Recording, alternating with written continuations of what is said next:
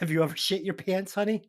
No, I've never shit my pants. I peed my pants. Hey, did you ever see that movie? Did you ever see that movie? Did you ever see that movie?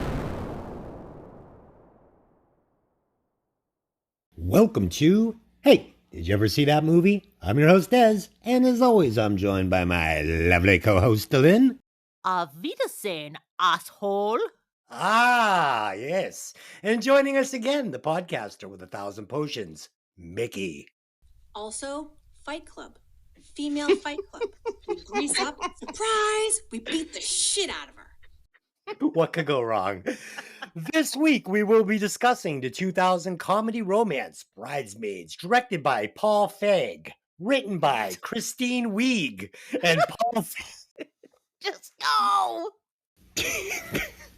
Come on, guys. Give me a break. I'm giving it my all this week. The movie stars Christina Wiig, Melissa McCarthy, Mia Rudolph. As always, this podcast will contain spoilers, so if you haven't seen the movie, go watch it, then come back and listen to the podcast. And now it's time for another installment of Disaster Piece Theater. So sit back and enjoy the show. Welcome to Disaster Piece Theater, where me and my two co-hosts will act out one scene from the movie that we are reviewing for you this evening. So please, sit back, grab some popcorn, and enjoy the show. Quiet on the set. Camera speed. Sound production, take one.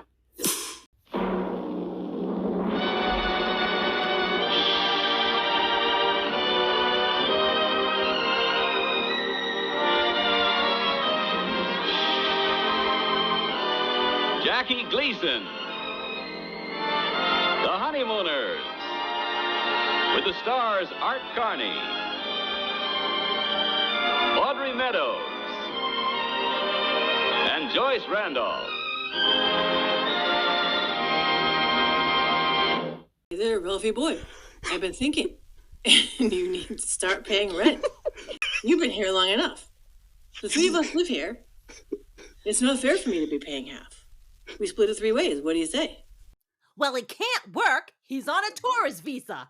Norton, old buddy, old pal. Maybe you'd like me to drop my trousers down to my thick, hairy ankles and let you put your American sausage into my English egg McMuffin to pay my share of the rent. What do you think, pal?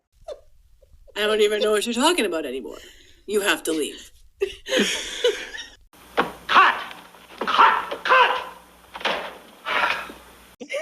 Sorry.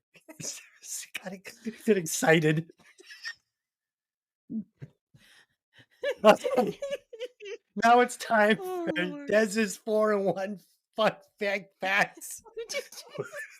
Where it'll be up to my two co-hosts to decide which fact is total bullshit. Whew, let me catch my breath. Here we go. Fact number 1. Rebel Wilson and Matt Lucas were actually roommates in real life. Number 2. This was Kristen Wiig's first leading role. Number 3. Maya Rudolph was pregnant during the shooting of this film. Number 4. The house exterior for the bridal shower is the same house used in Scary Movie 2. And number 5. Wendy McLendon Covey actually vomited in the dress fitting scene, causing Ellie Kemper to also vomit. Though the scene was reshot with fake vomit made of oatmeal, director Paul Feig insisted on using the real vomit scene in the movie. Mickey, which of the 5 facts do you think is total bullshit?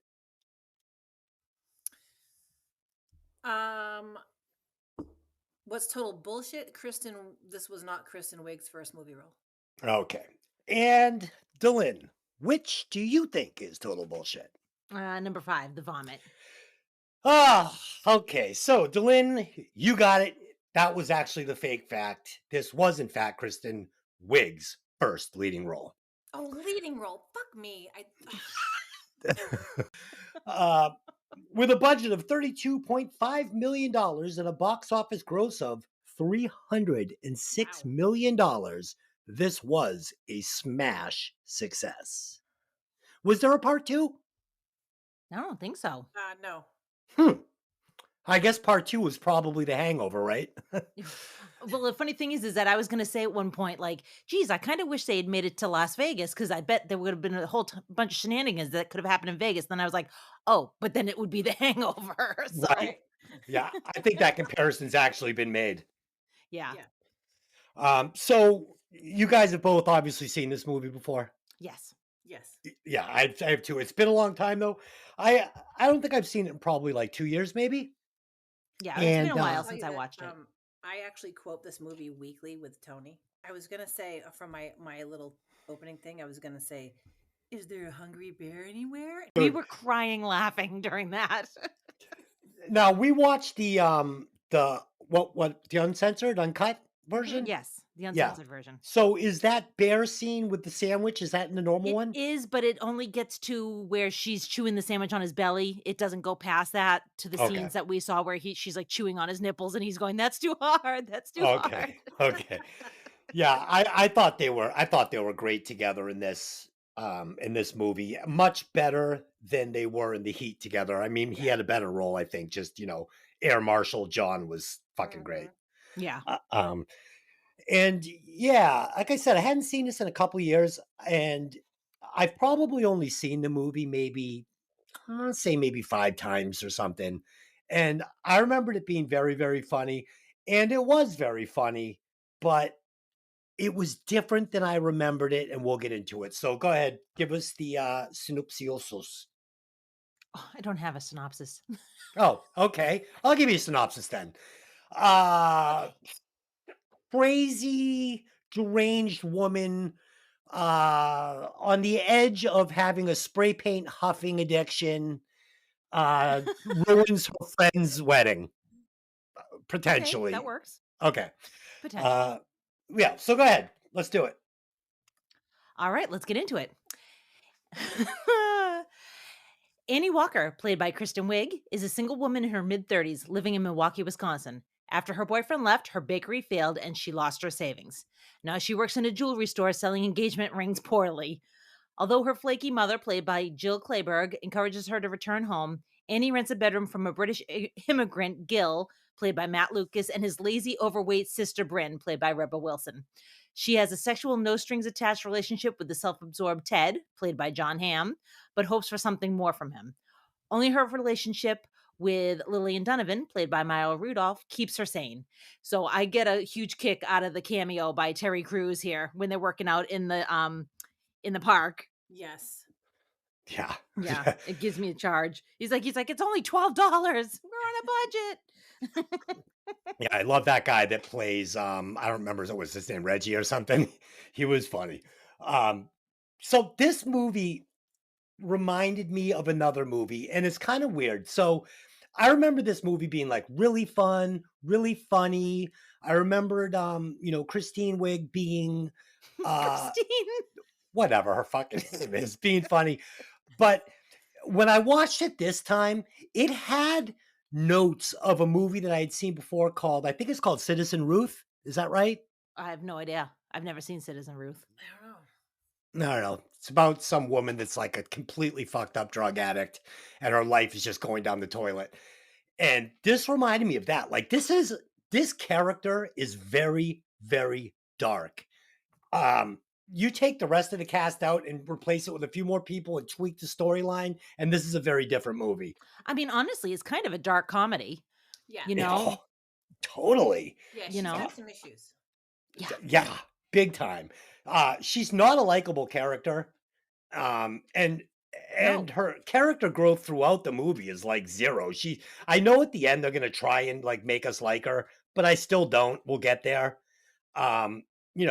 Ted is my hero. Let's keep going. God, that's terrible. Don't say No, that. I'm joking. But the bottom line is you want us to hate Ted. So we'll just start here. So they have this opening scene. It's a sex scene. And then she's like, in the morning, like, and we're supposed to feel bad for her because she loves Ted. But really, I mean, what is there to But love? I disagree. She doesn't love Ted. She doesn't love Ted. She's just looking for something and doesn't know Ted's what a she's looking filler. for. Yeah. Okay, yeah, I agree with that. But we're supposed to feel like Ted's this bad guy because he just is treating her like a booty call. But she is like undateable. I mean, this woman is a fucking dumpster fire. No, She this is is true. This is sh- fair. she is undateable. She's a complete psychopath, and this has nothing to do with Ted because we're gonna see even if you set her up with the greatest guy in the world, she's still undateable because she's not a good person. Okay.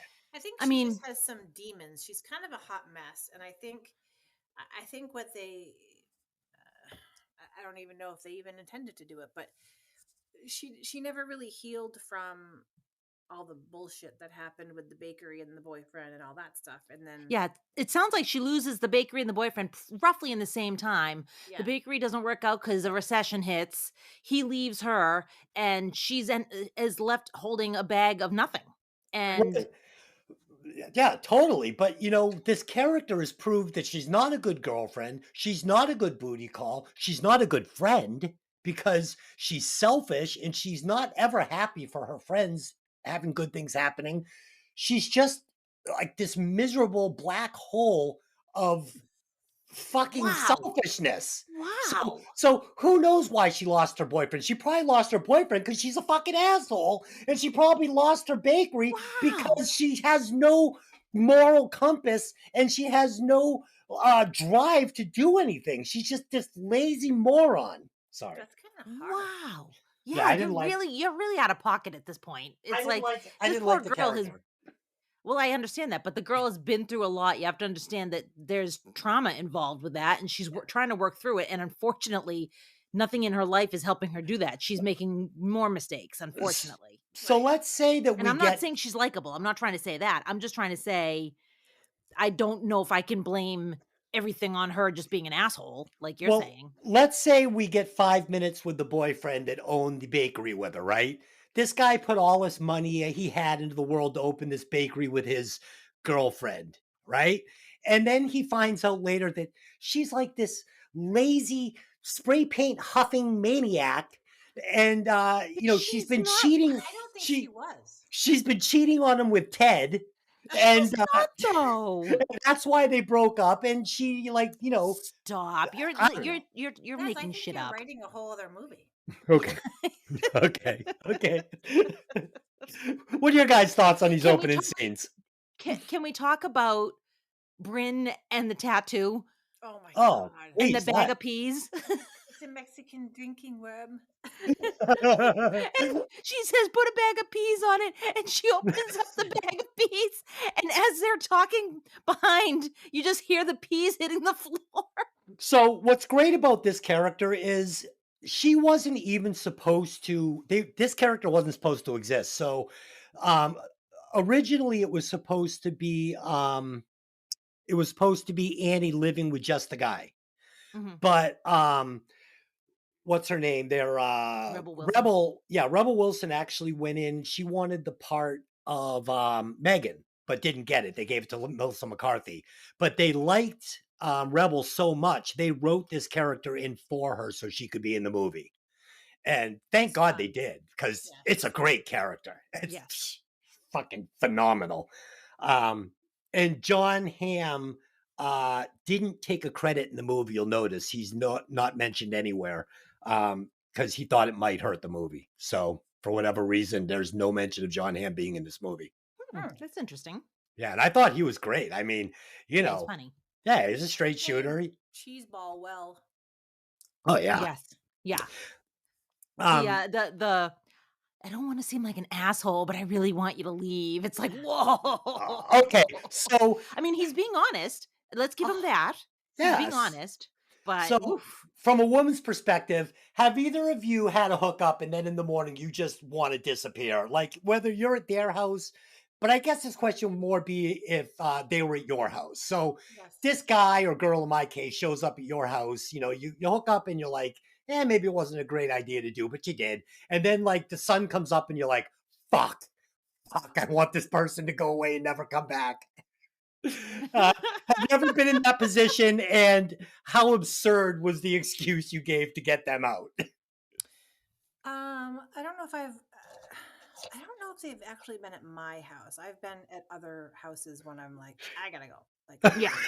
I was gonna say the same thing. I've never had anyone at my place, and it's just been like, oh, this has been fun. Bye. I had an incident, and it's going to be real quick. So, a girl from the North Shore had come down to the South Shore. It was a last moment type booty call thing. Stayed the night. The next morning, it's like either Saturday or Sunday morning, like very early, like sun had just cracked, first bird had whistled, and I was like, I gotta go to work. And the girl was like, in the morning, I'm like, yeah, like I gotta go. So I actually went through the trouble of getting dressed. She drove. I drove next to her on the highway, and right where the Braintree split is, where the mall is, you could Braintree Mall's to the right, and you go to the left to go back to Boston. She went left, I went right, turned around, and went home. Oh my god! Yeah, never heard from her Wow. again. Yeah, so it happens. Outrageous. But hey, I think that was more polite than being like, I don't know how to say this without being a jerk, but get out. yeah. Oh, I have to commend your commitment to the story. God. Well, that's it. It's true. I actually got up and went for the ride. That's Oh God. hilarious. So we see her bakery is closed, right? That's already Yes. happened. Okay. Yes. So my question is this: she's obviously a very talented baker, and I have a couple of questions here. So why would she get a job in a jewelry store that she hates and not like get a job baking somewhere?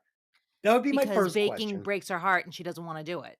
That's why Okay. she gets so mad later, and when Rhodes tries to get her to bake, she's like, I don't Okay. want to do that anymore. I Right. think know? because she feels like that's almost like saying, I was a chef at a 5-star restaurant and now you want me to work at IHOP. You know what I mean? Like I think it's Yeah. kind of Yeah. similar to that. Like, That makes sense. s- Makes sense. can I just say, by the way, how friggin' awesome it was they opened the movie with Ripper to Shreds by Blondie? Oh, it was Oh, fantastic. right. And then they closed it There's with a some great great music in song. this movie. Yeah. Yeah, there's some great music in this movie in general. But yeah, I think, she didn't get a job baking because I think they don't really say how recent all this was. I'm assuming it was very recent that she lost her boyfriend and her bakery and all her money. So I think maybe it just, it's like Dylan said, it's too painful. She Now, just can't do it. Yeah, think about this. If you had a dream, something that you wanted more than anything, and you got it, and you were doing it, and then it failed, like the last thing you'd want to do is that thing. see, I feel like you guys thought I was being too harsh on this character, but one thing I noticed throughout, and I did suspend my judgment until the end of the movie, till I watched the whole thing, because I had this kind of like growing on me the whole time. But every time part of her life fails during this movie, it's because she is acting irresponsibly or selfishly every single time. Right. And I just can't help but to feel like she lost her boyfriend and her bakery because she was just doing the wrong thing. I mean, it's It's like, possible. We don't know. This is an assumption. no, it is But an I can't. assumption. Yeah, it's an assumption, but it's an assumption you're making based on how you're seeing her act in the movie. Yeah, I mean, every time she blows something up, it's her fault. She's being irresponsible or selfish. So I just have to Yeah. ask myself, was it this guy's fault? And why did the bakery close if she was making such fucking amazing pastries? I mean, even the cop was going there and being like, your fucking trumpets are delicious. Did they say why it closed? I forget. She said because she opened a bakery right before a recession or during a recession. Oh, So okay. basically, like, she just wasn't doing enough business. Even though she was doing great work, she just Yeah. wasn't making ends meet. Right. Yeah. So she makes that And that amazing can happen. cupcake. She makes that beautiful cupcake. And I felt like the director or the writer missed an opportunity here. Like for instance, at these different little parties and get-togethers they have, I feel like Annie could have been bringing these amazing pastries she was making, like these cupcakes. And, she could have been like, I want to make the wedding cake. I can just make something fucking amazing. And, But she was barely holding it together. Yeah. So how do you make a wedding cake when you're barely holding it together? I don't know. I feel like she still could have brought that talent to the table and been like, I mean, I agree, because if I had a friend who made amazing cakes and I was getting married, I'd be like, "You're making the cake, right?" Right. yeah. And And, well, go ahead. I'm sorry. Go ahead. no, I was just gonna say, so like I definitely did think at some point during the movie, I was like, wow, I can't believe she didn't even make the cake. But then it's like by that point, she's already out of the wedding party and disinvited to the wedding. So Yeah, and like when they go to the shower and Annie brings the box like with all the stupid like Rubik's cubes and shit from all her favorite stores. It's like, how are you not going to show up at this point with like a fucking like a box filled with like 20 of the most fucking amazing custom cupcakes you ever saw to blow everybody away and get a little cred back? Come on, man. Give me this. I have opinions. yeah, clearly. I have opinions. Oh my gosh, let's move on, shall we? Mm-hmm. All right, so Lillian becomes engaged to her longtime boyfriend Doug and asks Annie to be her maid of honor, though she's concerned she's putting too much on Annie's plate. She knows her best friend is going through some tough times, coming to terms with the direction her life is headed in, which is down the toilet. At the engagement party at a fancy members only club, Annie meets her fellow bridesmaids. Lillian's cynical cousin Rita, played by Wendy McLendon Covey, naive work friend Becca, played by Ellie Kemper, raunchy future sister-in-law Megan, played by Melissa McCarthy, as well as Helen Harris III, played by Rose Byrne, the beautiful but vain wife of Lillian's fiance's Financially. boss. Helen and Nanny take an instant disliking to one another. They're both jealous of each other's friendship with Lillian, resulting in a nightmarish back and forth during the toasts.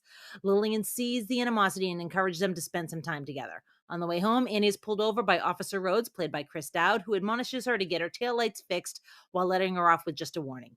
Later, Helen takes Annie to play tennis at the club, where both women are hyper competitive, deliberately hitting each other in the chest with volleys multiple times. So, Des, we've already talked about our inappropriate toast by your best man at our wedding, but I think this toast off between the two of them was giving me like PTSD. I was going to say, I actually wrote down that this scene must have given you so much anxiety So because much. it was amazing. And, it's funny. So we're going to get two different characters from The Office here. We're going to get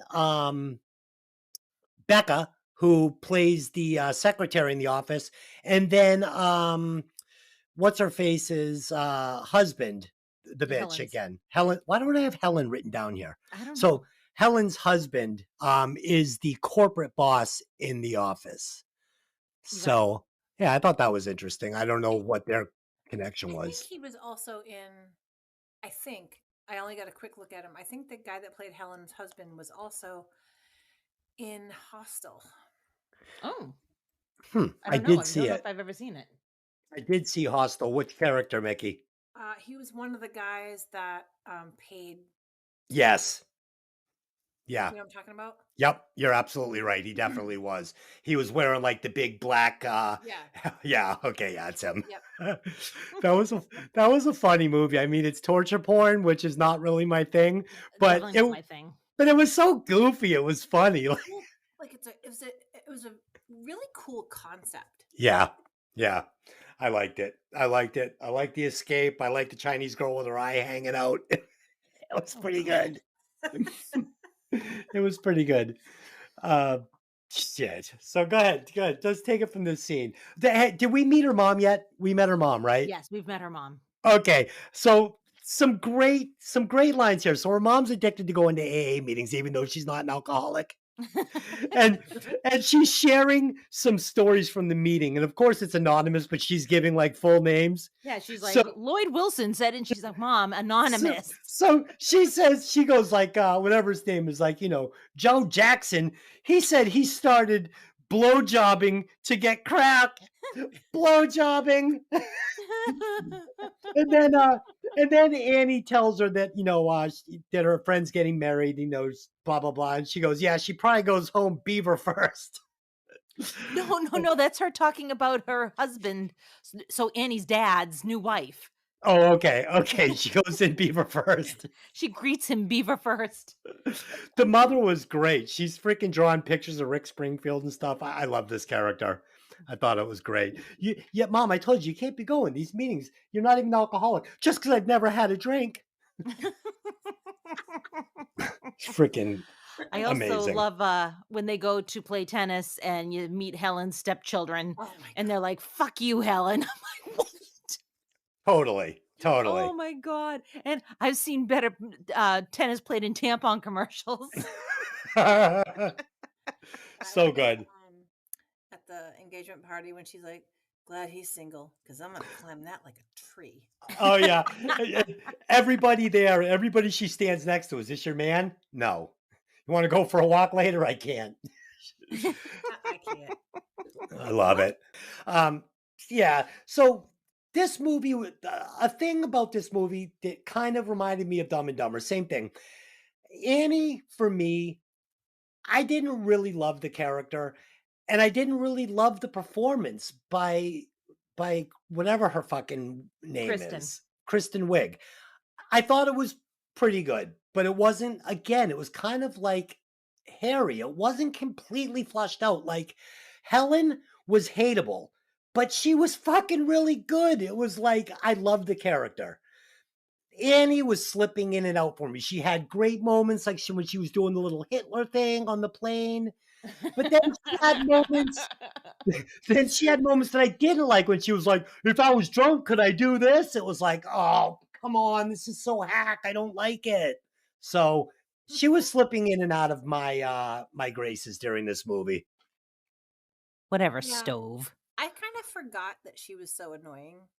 Yeah. I mean, I like Kristen Wiig generally because I just think she's, I don't know, I like the way I like her delivery of things. Mhm. But yeah, she was kind of, now that we're talking about it more, she was kind of a putz. It's Yeah. almost kind of like this group that they've surrounded her with are so much stronger than her. And this might even be the first thing I saw Melissa McCarthy in. I don't think I saw her on Mike and Molly before that or anything else. Like this might be the first time I saw her. Oh, And I really? was like, who is this woman is frigging hysterical.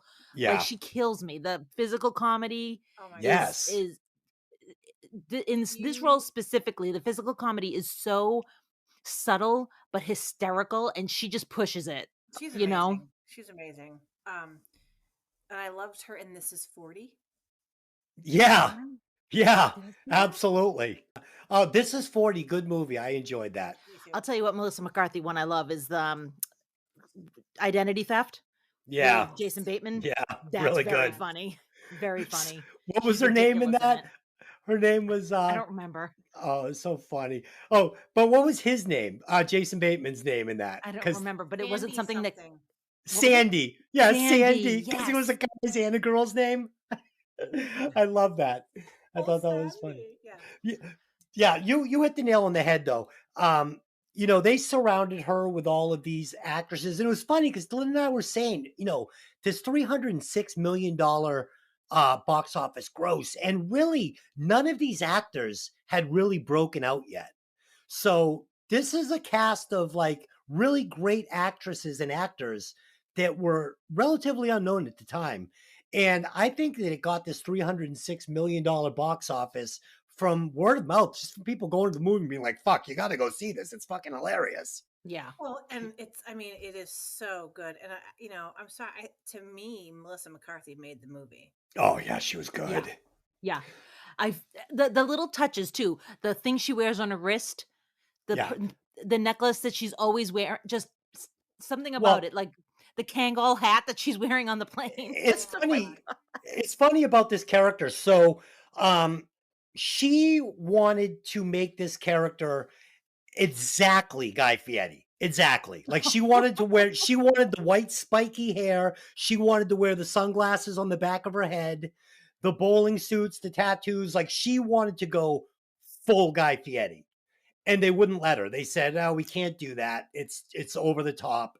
And she wanted to like the mannerisms, the watch like all the stuff he does. Like she wanted it all. Yeah. But she had to settle for the bowling shirts and stuff, basically. Yeah, but you know what? You put her in those sandals Oh yeah, that she's always fucking wearing. great, fucking Just great. and like the capri pants, and oh my god, she kills me.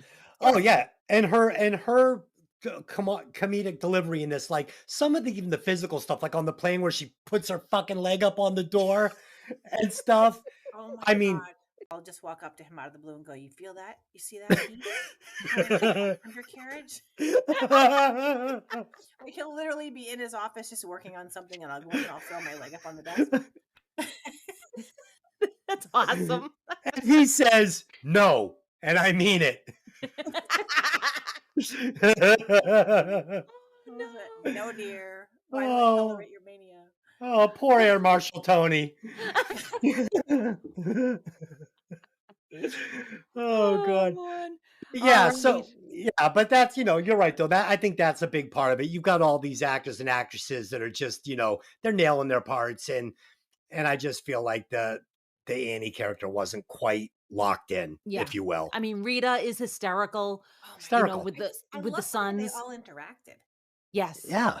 Yeah, they're fucking phenomenal. Oh god. Okay. All right. So Cracked a blanket.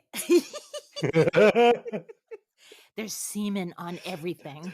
Dude, you know what? During the I want to say one thing. During the toast, it's so funny when Helen just all of a sudden appears back on stage with another microphone.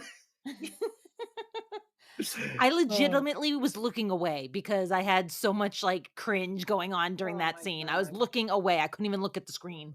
Oh my god, it was fucking great. It's one of my favorite scenes. I love Now, that stuff. Are you still friends with this guy that gave the speech? I mean, technically, yes. Technically. I mean, this is my oldest friend. I've known this kid since we were 13 years old. Right. But I don't know. We just kind of lost touch. I mean, I'd be open to going out for some, food and games at Dave and Buster's. If you're listening, Rich, call me. Let's go play some games. Go play ping pong. Yeah, let's go play some video games. Just no plate breaking. Well, he's not Greek. He wasn't the plate breaker. He wasn't one of the plate breakers, but still, No. yeah. I mean, I'm sure he's broken a plate or two in his day, but Oh my god. Okay. Fun fact, Mickey, did you know that in our house of all of our plate sets, we have 3 of everything instead of 4 because Des has broken 1 of all of the plate sets. So I didn't know that. Seriously? Look in our cabinet. There's 3 black plates, 3 of the red flower plates, and 3 of the plates that have like that Southwest design on them. Because What you've about broken this? 1 of each of the rest. What about the skeleton plates? Oh, the skeleton plates have cracked, but we still have 4. I But love it. And then she had this this collector's edition Harley Quinn Joker plate, and I broke that into a million pieces and tried to glue it back together. you sure did. I still have it all glued back together, but it's worthless. I'll tell you, one of the funny scenes I did like that Annie had was when she's coming home from the first meeting with Helen in her car, and she's like, "Oh, we're such good friends. We've known each other for 5 minutes." I'm fucking laughing out loud. She's nailing it in that scene. So yeah, that's so And true it's funny too. because Tony asked me, he's like, "Do women do that?" I'm like, Oh, "Yeah, yeah. we do." 1,000%. everybody does. We're doing that. it as soon as you turn your back. We're doing that. Yeah. Dude, Lynn and I were standing out at our sliding glass door today, and like there was some like shit going on in the back parking lot, like people just doing whatever people are doing back there, and we are fucking like narrating it, but like look at this fucking Not in a asshole. nice way. Yeah, look at this fucking asshole, this piece of shit with this fucking dog on the leash, and look at this fucking tard. Oh my god. Oh God, We no! were Don't say that. No, I didn't put the RE on it. I just said tard. So anyway, we're funny. We're just narrating the neighborhood like like jerks. yeah. Even though they all deserved it. Oh my goodness. All right. So moving on. A few days later, Annie takes Lillian and the bridesmaids to a Brazilian restaurant for lunch. While Lillian is in the restroom, Annie suggests a Parisian-themed bridal shower because it's one of Lillian's dreams to go to Paris, but Helen dismisses the idea as too overdone. After lunch, the ladies head to a chic bridal gown studio, only to find that they need reservations. Helen uses her influence to gain them access, embarrassing Annie yet again. They're trying on dresses, but everyone except Helen, who did not eat the meat at the restaurant, becomes violently ill with food poisoning. Three bridesmaids are in the bathroom. Will you stop moving your papers like that? Stop. That's You guys in the ridiculous. same room today? No, I can just hear it. Oh. It's very loud. I'm like Ted Koppel. I got my pages. Just relax there, kid. 3 bridesmaids are in the bathroom, destroying it with vomit and poop. Annie tries to save face and hold it in before Lillian runs out into the street and poops in the borrowed couture wedding dress in the street.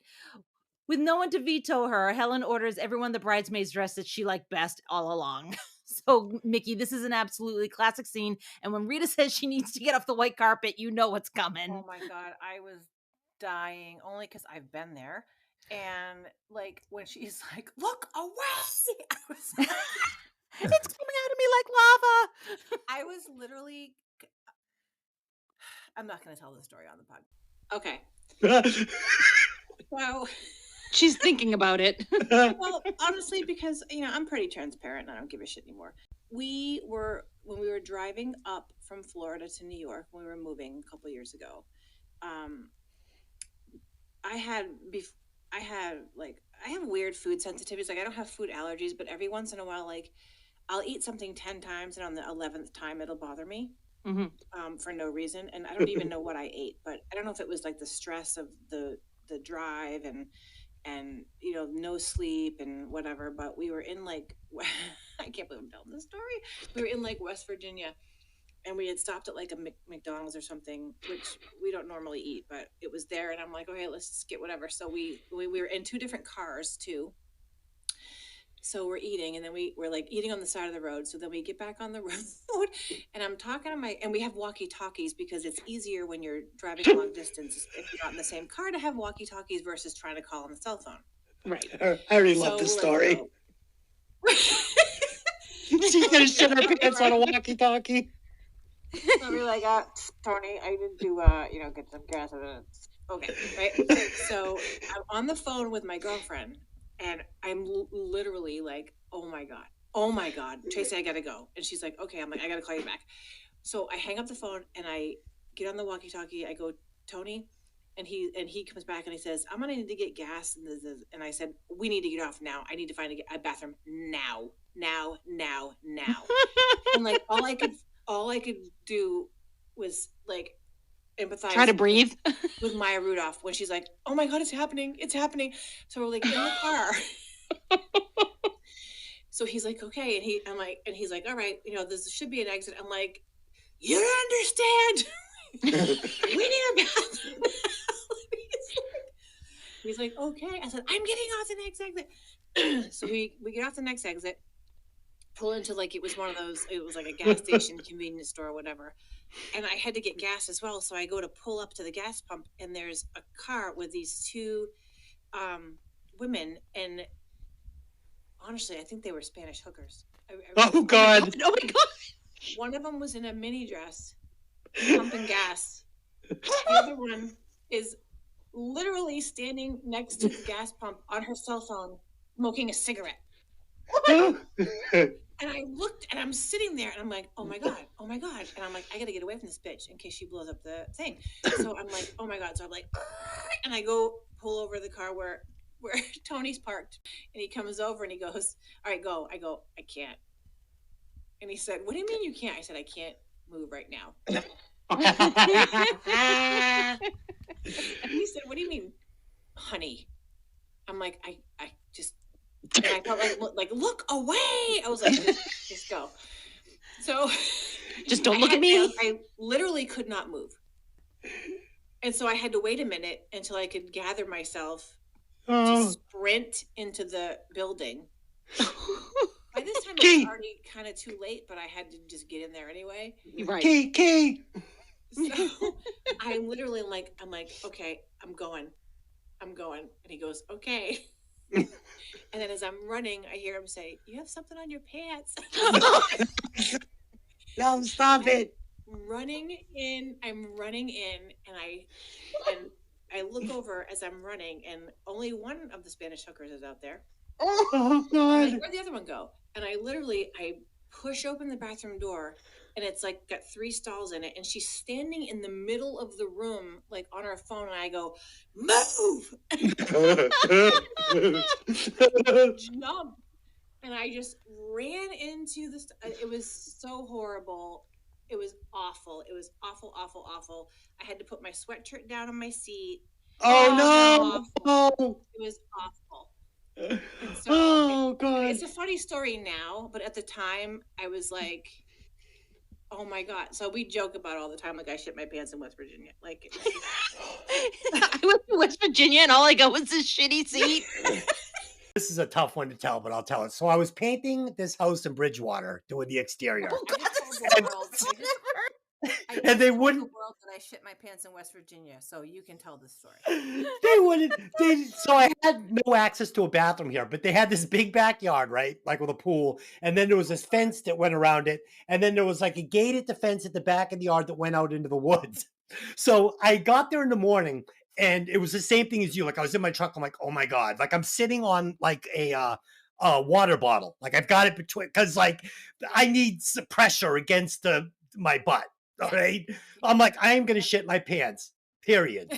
So I, when you have that like 2-minute window of opportunity when it like crawls back up, Yep. I'm like, it's now or never. So like I get out of my truck, I bolt into their backyard, I go across the yard, I look, I don't see them. I go through the fence out in the yard, and they have like a compost pile out there. So I drop trow and just shit behind the house. Right. And I cover it with leaves. And the next morning I get there and the guy George is like, "Hey, so we're gonna leave the slider open, and if you want to use the bathroom, go ahead." Which means he saw. They were Yeah. like eating their Wheaties and looked out the window and saw him squatting in the backyard. Hey, where's Des going? What? Why is he going out there? What is he? No. He's squatting. He's shitting. Love it. Yeah. So anyway, there you go. I Yep. think we broke. Delynn, They got to watch it over breakfast. have you ever shit your pants, honey? No, I've never shit my pants. I peed my pants. I peed my pants Oh. recently. Yes, you did. Laughing. Yes. I was choking.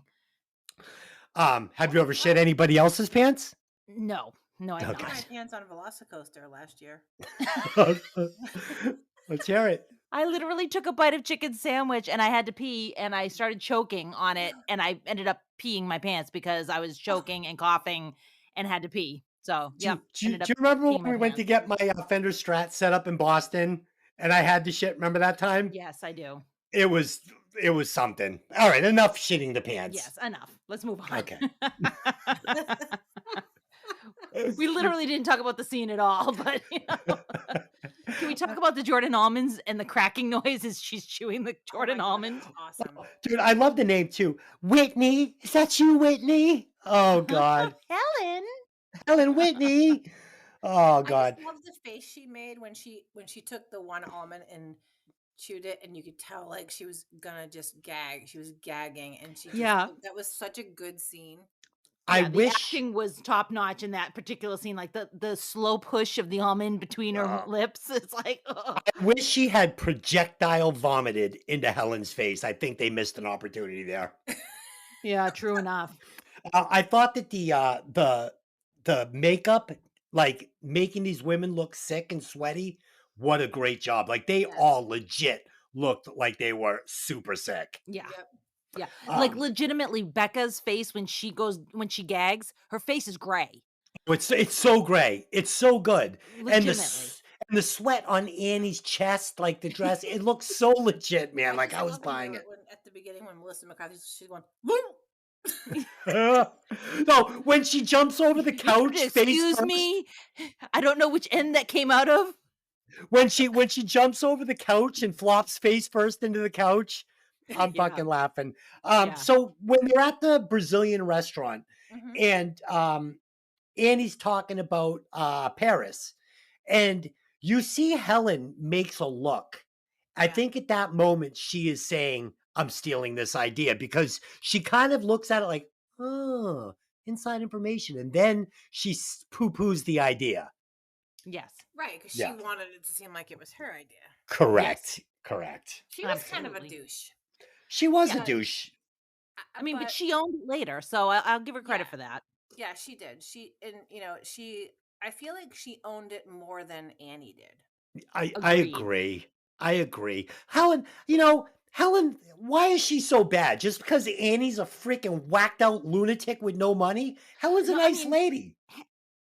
Helen's No. Helen has her own designs and her own things that Helen she's working towards. Helen has no friends. Nobody likes her, including her children, because she's like a prep snob. But she finds this girl, that Lillian, who she is got a connection with. Like Lillian likes her too. They like each other. They're becoming They friends. absolutely do. But the thing is that you don't need to be somebody's friend. To be somebody's friend, you don't need to throw a grenade into their other friendships. But I Because didn't when feel you like do that, it's shitty. But I don't feel like she was 100% doing that. I feel like, Oh, she 100% was. no, Annie was so insecure though. If they were such good friends since they were like 8, 9 years old, Annie should have given them that space, like to make another friend. Like, you don't have to be that insecure. It's like, so what? She can give her a trip to Paris. That doesn't mean you have to say you're like fucking lesbians and then go trash the backyard. You're a fucking lunatic. Okay, jump ahead. Okay. Fucking big cookie smashing bitch. Oh my god, I loved it when she smashed the cookie. I Anyways, loved it too. worried about her finances, Annie suggests a bachelorette party at Lillian's parents' lake house. Helen overrules her and convinces everyone to go to Las Vegas instead. Annie refuses to allow Helen to buy a first-class ticket for her and sits in coach by herself. But because Annie is afraid to fly, Helen gives her sedatives and alcohol.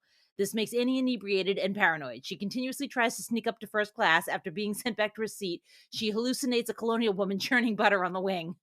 The air marshal arrests her, and the plane is forced to land in Wyoming, where she, Lillian, and the rest of the bridesmaids are escorted off of the plane. Unable to fly now, they catch a bus back home, and the bachelorette party is canceled. Annie tries to apologize, but Lillian announces that she wants Helen to take over planning the shower and the wedding. So, you kind of have to understand where Lillian's come from, but at the same time, it's also kicking somebody when they're down, because, she takes meds that she's not prescribed and then takes a huge glass of scotch to drink it with. Right. Like, of course That she's was a kind mess. of a bitch move on Helen's part to give her the booze. Yes. Oh, definitely. But Annie's a lunatic. She's seen people turning butter on the wing. I mean, she took a couple of Xanax with a shot of 7 and 7. I mean, I don't know if that's getting you to a woman turning butter on the wing. She's fucking nuts. She's dangerous. She's dangerous. On the way back from dinner, that there was a pterodactyl. See, she had one glass of wine and she's seeing pterodactyls. So, oh my god, oh shit! Did you have a 7 and 7? I actually had 2 glasses of prosecco. Hey, Prosecco. that's not so bad. I love prosecco. I love prosecco too. What's prosecco? It's like champagne, but it's like an Italian version. Sounds like a headache. To you. Yeah. It's really good. I like wine a lot, but wine doesn't always like me. Agreed. Especially and I have red. weird Red reactions messes to me up. wine sometimes. So Yeah. I figured, Yeah, and this no. place doesn't have like hard liquor; it's the wine and beer only. So Right. So Yeah. anyway, but no, I thought that was kind of a bitch move on Helen's part to give her the booze and the pills, and then and I think also it was offering to pay the first class ticket. She knew Annie wasn't going to accept it. She was just being like, Oh yeah, being and saying derogatory statements like give her my seat. Everybody should be able to experience first class at least once in their life. Yeah, see, this is why I don't like Helen, because she would put in little zingers like that could be like, what? I'm just being nice. No, she's very not. passive aggressive. Yeah. Yes, she's not being nice.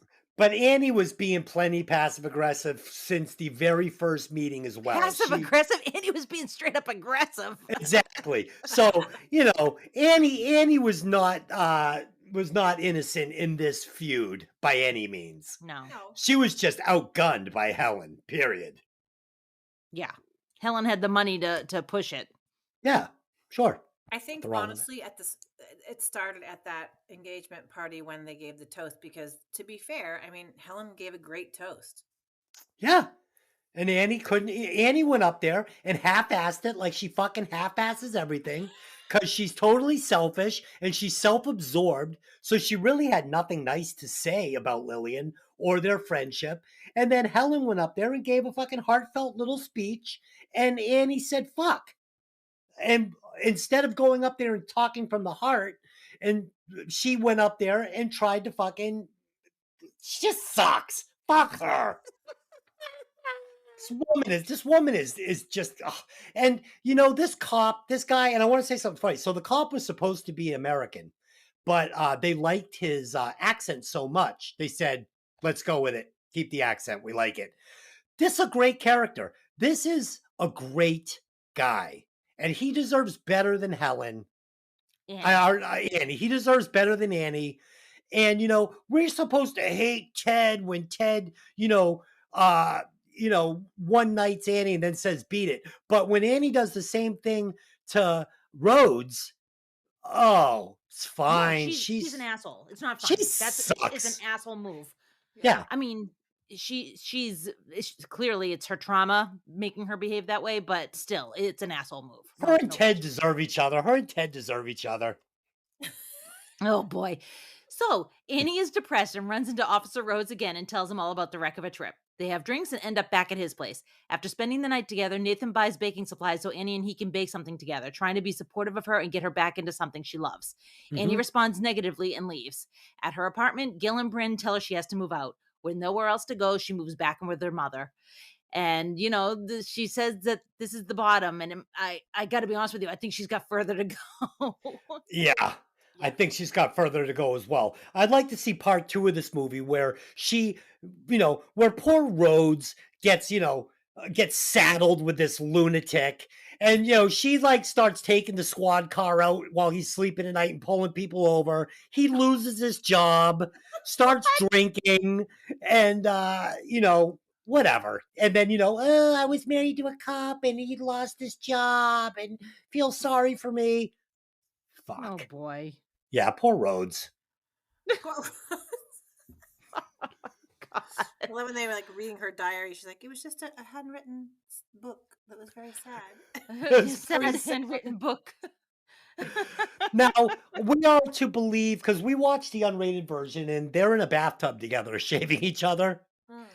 Yeah, there's a scene, and I don't actually know where it shows up in the gist of my write-out, but there's a scene in the unrated version where she goes on a date because Becca hooks her up with somebody. Yeah. And Gil and Bryn are in the bathtub together, and he's shaving her armpits, and it's so weird. Yeah, I have seen that before. That wasn't on the one I watched last night, but I have seen that scene. But it's so creepy.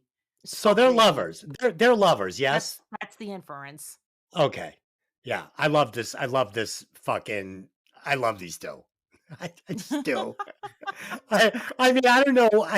It's just, yeah, they're fucking great. The guy is so weird. Quirky. I love quirky people. Yeah, the guy is so weird. Quirky. Yeah. Oh, God. When I lived in San Francisco, there was this couple that lived upstairs from us. Their names were Toki and Ali. And Toki was this weird tweaker who would come downstairs with his homemade tattoo gun, and he would tattoo triangles onto himself. Yeah, that's it. End of story. But yeah, just weird people.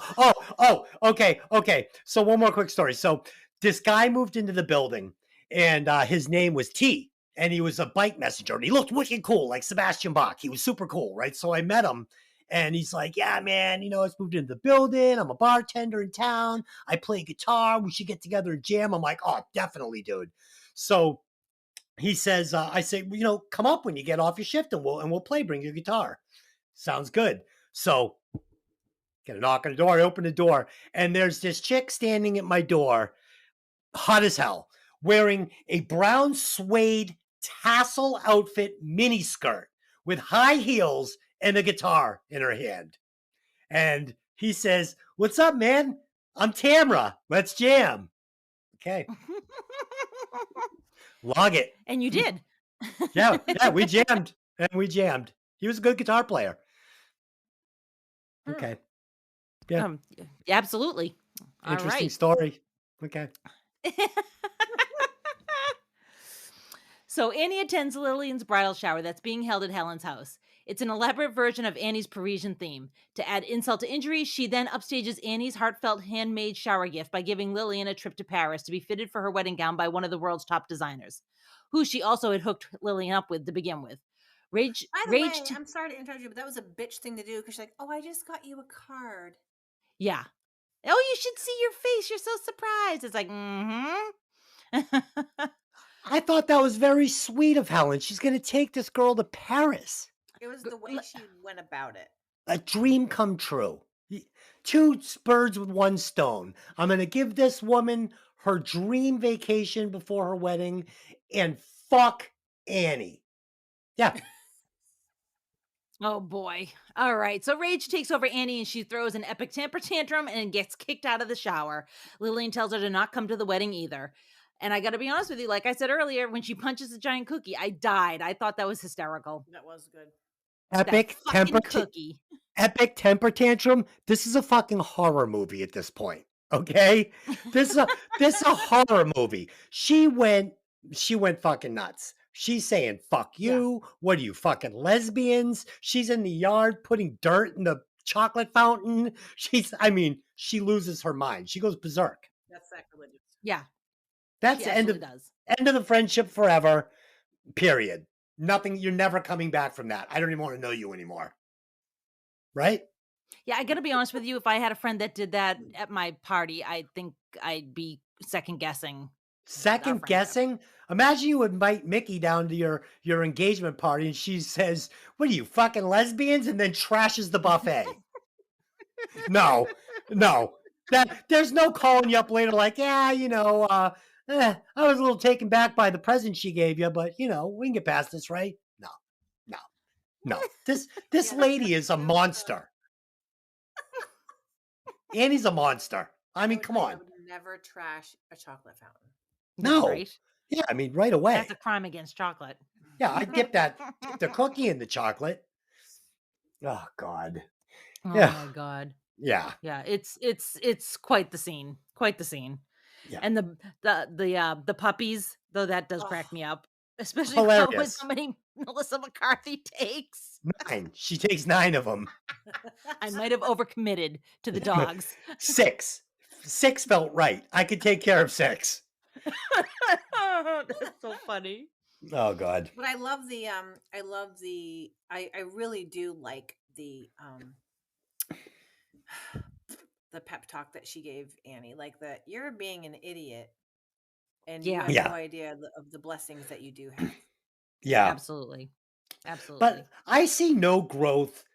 I see no growth in Annie or Helen. And I'll tell you, the little tiny bit that they give us during this, like, Helen with her fake tears in the car, and then she's like, "But I still look beautiful, right?"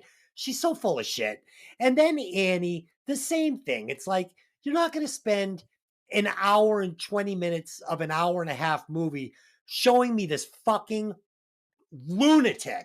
And then in the last like 9.5 minutes of the movie, you're going to make me like her. No, she sucks. Period. She sucks. It was funny. So all the baking scenes, you never actually see Christine Wiig's hands. None of those are her hands. It's always somebody else. Isn't that weird? Oh, really? So she has no idea how to bake? Yeah, I mean, you'd think they would at least could show her putting flour on dough. No, none of it is her. It's all somebody else's hands. Interesting. Yeah, not really. Well, thank you for bringing it up then, if you thought it was so not interesting. Fun fact. On the way home, Annie's car breaks down. Rhoda answers the emergency call and tells Annie how much she hurt him and not to contact him again. Ted comes to pick her up, but when he expects her to perform oral sex on him on the way home, she breaks off the relationship and walks home instead. Over the next several days, Annie becomes reclusive, refusing to leave her mother's house and watching television obsessively. Megan finds her and tells her to stop feeling sorry for herself. Annie realizes her errors and tries to make amends with Nathan by baking him a cake. Despite saying he likes her cakes, he leaves it on the stoops until the raccoons take it. And I mean, as far as apologies go, a cake is a good place to start, I think. I mean, I like cake. I know, Des, I know. You just hate her guts, whatever. Like, just What's move there to on. like? What's there to like? Move on. I moved on. We don't need to bring it up every time we stop Nope. talking. Me and Rhodes moved on. Okay. I don't think you did, though. All right. All right. I guess we're moving on. The day of Lillian's wedding arrives and Annie decides to stay in bed even though her mom is going. Helen appears at her door begging for help in finding Lillian, who's gone missing. Helen tearfully explains how lonely she feels and apologizes for all she's done to hurt Annie out of jealousy. They pull up alongside Nathan in his police car, and after some persuasion, he begrudgingly helps Annie and Helen find Lillian at her own apartment. Lillian has gone there distressed by how Helen took over planning everything and has gone so overboard that her dad can't pay for it. She also expresses how she's afraid for Annie since she'll be moving to Chicago to be with Doug. Annie convinces her that everything will be fine, and after some alterations on the ridiculous wedding dress, she gets Lillian to the ceremony on time. So I know there's no redemption as far as Des is concerned. Mickey, how do you feel? Well, it's like she didn't really, I will say that in those last few scenes, like Helen actually did say, "I'm sorry, I'm a bitch. I did it on purpose. I was jealous. I don't have any friends. All my husband does is work, blah, blah, blah. I'm sorry." Annie really never said any of that. No, Nope. she never says she's sorry. really- She doesn't even say never she's took sorry to Lillian, does she? responsibility. I don't know. No. I don't even know. No. Yeah, She I don't think she does. So I think that is one redeeming thing about Helen is, even though she was a bitch and she was catty and cunning and sneaky and manipulative and like snake-like, she did own it and said, "I'm sorry," whatever. I don't think Annie ever apologized for anything. I think she said, "I'm sorry" to Rhodes. Maybe. Yes. I mean, she said sorry on the cake, and I think she said it to his face, but I don't think she says it to Lillian. Right. But I don't know. I don't think she ever said to Helen, "You know what? I'm sorry too because I was an asshole too." Like, I don't even know if she said that. I don't think she does. Yeah. I think there's a lot of people in this movie that deserve an apology from Annie that didn't get it. Yeah. The last few minutes of this movie just happen very quickly, and it doesn't make a lot of sense. Helen's not coming to Annie when they can't. But first of all, she's been missing for like, an episode of fucking The Brady Bunch. It's like she's not missing. She's not missing. She went home to think for a couple hours. She's not going to come to Annie's house. Like she's like calling around like, "Hey, can somebody give me Annie's mom's address? I got to go find her so we can find fucking Lillian." What? No. And just the whole thing is ridiculous. It's ridiculous. I'll agree with you, Mickey. Helen does have a moment of redemption, and Helen has been a little catty, but she's a human being. She hasn't destroyed lives. She hasn't destroyed property. She hasn't had a group of women thrown off an airplane and destroyed a bridal shower. She hasn't destroyed a fucking bridal shower in front of a family. She hasn't crushed a nice cop, a nice man's dreams. I mean, she hasn't fucking destroyed lives for an hour and a half. Helen is fine. She didn't call a little teenage girl a little cunt. A little cunt. Yes. She didn't she didn't take some man's his life inheritance that he put into this bakery and destroy his dreams and kick him out. You don't ever hear that she has inheritance that he put any money into that. So Oh, stop that with that. I think by now There's plenty of shitty things that she does without you making stuff up. I think by now we can all just assume that it was her fault and he was probably cheated on and ripped off and embezzled. Embezzled. She was an embezzler cheater. She sucked. Wow. Okay. Okay, so seriously though, so Think they a little show up. off the top, kid. Okay, so they show up at Lillian's and let me go in again. Let me go in. You stay here, Lillian or Helen. So Annie goes up, and Lillian is ready to just forgive all. Forgive all. It's fine. It's fine. Let's be friends again. Yeah, come on. No, no. I think there would have been a little bit more discussion about Yeah. the meltdown at the shower. Yeah, meltdown at the shower, meltdown on the plane. Just, oh God. I've been And I like, know let me. that, like, when I have like issues with my friends, we talk about it. We don't, you know what I mean? Like, Yeah, you don't just ignore hey, it. you're being You an have a asshole right now. discussion. Yeah. Right.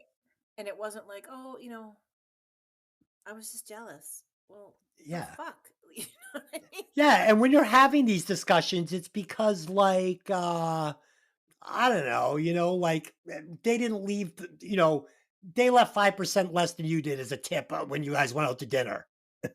This wasn't like, you took a shit on my birthday cake, told my mother to go fuck herself.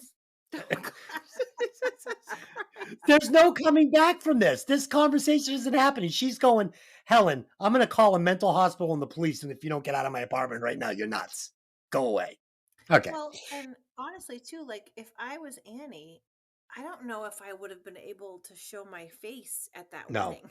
Nope. God, right? Of course not. Every person that's at that wedding was at the shower. Mm-hmm. They all She's saw not. it. And you're She's going to not stand in front of invited. everyone and act like everything's fine? No. Right. No. Not happening. She's not invited to that wedding. The father, who's putting out presumably like $250,000 for this wedding, is like, that lunatic's not coming. That lunatic's not coming. Period. All right. Unbelievable. Yeah. No, I mean, it just, I can't imagine that anyone would want her there at that point. No, and then no offense, like the final, and again, I'm not a Helen fan. And she did redeem herself by saying, I fucked up, I'm sorry. But I think the final fuck you to Annie was getting Wilson Phillips to play the wedding. Yeah. Right? But again, if Annie could afford Wilson Phillips, Annie would have got Wilson Phillips. This is Helen could afford it. She knows this woman loves what she's a bitch for making this dream come true. No. It's not her fault. Fucking Helen's a hero. God bless Helen. Oh, God. God, we should all be lucky enough to have a friend like Helen. You're telling me if I had Henry, Helen was my friend, he's like, hey Des, I'd like to take you to Hawaii for a week. Fuck yeah, let's go. Yeah, but also knowing that this friend was manipulative and stole the shower idea and did and basically hurt my other friend. You know what I mean? Like I wouldn't want that person. No, so let's Helen was say being a weasel. You got to face facts. I mean, no. She was being a weasel. Okay, so Mickey, so you're getting married and you have this friend that's a little bit of a lunatic, and you have this new friend with this money, and the old friend tells the new friend in confidence, Mickey really loves Duran Duran. So this new friend gets Duran Duran to perform at your wedding. What a bitch. What a bitch. I hate this woman for getting Duran Duran. No, fucking new friend rules. Duran Duran's playing my wedding. You're leaving out a lot of the nuance of what's going on there. If somebody said, like, if nobody really, like, okay, so Mickey has a friend that she's had since she was 13. They loved Duran Duran together. They sang Seven in the Ragged Tiger, like backwards to forwards, like together, like all summer long, and it was their thing together. Yep. They meet somebody new 20 years down the road, and that person fucking gets Duran Duran to play her thing because she's doing it. Never even heard of Duran Duran, probably. Yep. Yep. So like it was more about snaking than it was about giving Lillian something nice. Well, I don't think it was She's all not that. concerned. She's not concerned about giving Lillian something nice. She's concerned with gaining clout with Lillian. There's a Not true. difference. Not true, because before Helen ever meets Annie, she's still putting together this giant party. So she That party was clearly not Helen. no That party was not. That first party is not Helen. It's at a It's at members only Helen's. club. Yeah, But it's at Helen's Country Club. But Dougie is a member of the club. Yes, but Helen is putting the shower on for her. Helen No, it's an likes her. engagement party. Yeah, and And she's Helen putting is it not on. putting on the engagement party. No, she's not. Nobody ever says Helen is putting on that engagement party. Helen's putting on that engagement party. Helen is doing everything. Remember, she says, "Remember when we went? We spent that time." So okay. So in your world, instead of Duran Duran playing, right, you've got Robbie Hart playing, but at least it came from Annie. No, come on. Come on. You're being ridiculous. You're not being taking any of the nuance into it. All nuance. Well, here's the problem is that you are not a dude that has a ton of friends with like a seriously close friend that like is your ride or die. I'm your ride or die. So like if somebody did that with you and me and was trying to get in between the two of us and causing friction between the two of us, that would be okay. Nobody could cause because they were paying for shit, so it's okay. Listen, Like, 'cause come here's the on. deal. Yeah, no, it would be, because I'm not that insecure. You and I are fine. I'd be like, this fucking dick is gonna get Duran Duran to play at our 50th wedding anniversary. Fucking A, let's do it. Let's do this thing. Like, do you realize if Annie wasn't so insecure, they could have been having fun with all of this. This is all Annie. Annie could have had Lillian's back through this whole movie. They could have been laughing and joking about how much money this woman is spending. Can you fucking believe she's taking me to Paris? Yeah, she's taking me to Paris. She's a lunatic. I've got fucking, yeah, come on, get with me, girls. 75-25. 75 Annie, 25% Helen being a dick. That's my thought. I'm going to flip those numbers and agree with you. Okay, I think we've beaten this thing into the ground. I did enjoy the singing of the song at the end. Yes, hold on. I thought Lillian. Don't literally hold on. The name of the song is "Hold On." Oh, I was holding on. I thought Lillian was bringing it, nostrils flaring. Thought it was a great scene. Awesome. Yes. Yeah. With the air drums. Yes. Loved it. Yeah. I got choked up a little. And then the final scene, we've got Rhodes waiting outside. And I said to Delyn, I wish they had put him in the Jake Ryan sweater with the fanny pack, because they were clearly, they were shooting for the last scene in 16 Candles there, in my opinion. I thought it was a little callback to 16 Candles. That would have been awesome. Yeah. And then she gets in the car and she's like, hey, can we put the siren on? No, it's fucking against the law. You trying to get Rhodes in trouble? Oh, God. Fucking Rhodes. Not much of a detective. Yeah, not much of a detective. Where I live. And it's called, and she actually makes cupcakes, and it's called baby cakes, and I call it cake baby. Oh. I do. I keep calling it cake baby because I can never remember that it's baby cakes. I think you should call it Cock Baby. Cake baby. What? Cock What? baby. Did you say Cock Baby? Yeah, that's a gag in the movie. Oh. That somebody paints a dick on her picture and writes Cock Baby on her sign. Oh, God. I was drawing dirty pictures last week and I was putting it up to the webcam and I was laughing, but nobody was watching. So I showed Delyn today. What? I was drawing dirty pictures and putting them up on the webcam for Pat and Delyn last week. Oh. I was trying to get a laugh, but nobody was watching. No, because I'm in Google Docs and I'm in the script. I'm not watching the video feed. So I'm laughing and they're like, what? What's so funny? Oh, never mind. Oh my God. So shall we do our scores? Yeah, I think we should. Fun podcast tonight. I mean, lots of stupid stories and yeah, I mean, we didn't do a lot of quoting of the movie, so yeah, nice job. Disaster Piece Theater was interesting. I was screaming like a Tourette syndrome. I think I might have Tourette syndrome. You don't. I've been noticing I've been kind of like jerking my head around a little here and there, and that's just you. Okay. So Mickey. Okay. what is your rewatch score on what's the fucking movie? Bridesmaids. Bridesmaids. Bridesmaids. What's your rewatch score for Bridesmaids? My rewatch score is 4.5. 4.5. All right. And Dylan. honestly, if it didn't have Melissa McCarthy, it would probably be a 2.5. Right. So funny because that is almost word for word what I said about Dumb and Dumber. I said this is a 4 point. Well, I think I gave it 3.75, but I was like, without Jim Carrey, this is fucking 2. This is trash. Right.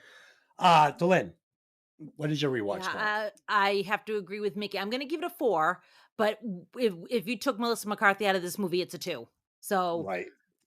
for sure. And honestly, it's I feel bad saying that because, Maya Rudolph's awesome and the rest of the girls, Becca and Rita, they're awesome. And I loved Chris O'Dowd.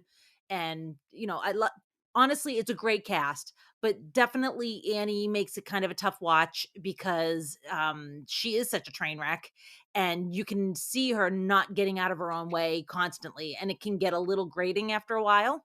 So, yeah. I'm going to say that I think that it's a 4 because I do love all the other performances.